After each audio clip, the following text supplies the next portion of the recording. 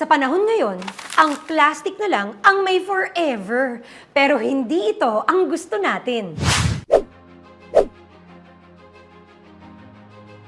Kada taon, milyong-milyong plastic at basura ang napupunta sa ating karagatan. Kapag hindi ito nagbago, magiging mas marami na ang plastic na makikita sa tubig kaysa sa isda. Isa ito sa mga pinakamalaking dahilan kung bakit namamatay ang iba't ibang yamang dagat. At mas malala, nakakain din nating mga taong ito. Kapag tinatapon ng plastic, forever na ito sa kapaligiran. Dahil habang tumatagal, nagiging maliliit na piraso ito na tinatawag na microplastic na nagdudulot ng mga problema sa kalusugan ng tao, hayop, at iba pa. Sa kasalukuyan, sinasabing mas marami pa ang microplastics sa karagatan natin kaysa sa mga bituin sa langit. At sa liit na mga microplastic, mapatubig, gulay, isda at iba pa, naiinom at nakakainan natin ito. Sa simpleng salita, ang plastic kapag itinapon sa dagat, nakakain ng mga isda. At ang mga isda na may microplastic ay nakakain din nating mga tao. Ayon sa mga scientists, kada linggo, ang plastic na nakakain natin ay katumbas na ng laki ng isang credit card. Gugustuhin mo bang kumain ng plastic? Ako hindi.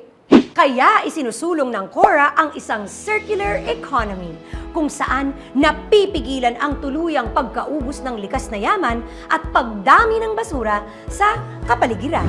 Kahit sino ay welcome na sumama sa misyon natin na ito.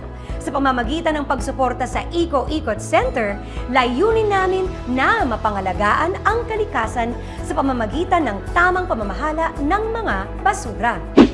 Sa Eco-Ecot Center, pwedeng ipagpalit sa points ang iba't ibang uri ng recyclables tulad ng PET bottles, rigid plastics, flexible plastics, mga lata, boteng babasagin, mga papel tulad ng karton at iba't ibang uri ng bakal.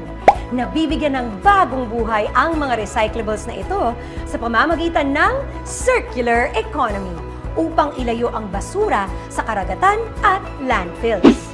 Sa tulong ng mga end-of-life partners tulad ng mga recyclers at livelihood programs, walang sayang dahil ang mga dinadala sa Eco-Ecot Center ay nagiging mga bagong produkto na muling mapapakinabangan at magagamit ng paulit-ulit-ulit. Lahat ng recyclables na dinadala sa Eco-Ecot Center ay may katumbas na points na maaaring ipagpalit sa e-cash o iba't ibang goods tulad ng bigas, gulay at livelihood products. Nakaipon ka na, nakatulong ka pa sa kalikasan at kababayan. Sa 3 madaling hakbang, pwede ka nang maging member ng Eco-Ecot Center. Una, drop. Dalhin at timbangin ang recyclable sa center. Oops! Paalala! Tiyaking malinis, tuyo at hiwa-hiwalay ang mga ito. In other words, clean, dry, and segregated. Pangalawa, register. Mag-register na para malaman at mabilang ang mga points na naiipon mo. At pangatlo, exchange. Ipagpalit ang points sa e-cash o goods. May choice kang ipunin muna ito o i-donate sa iba't ibang programa para sa kalikasan.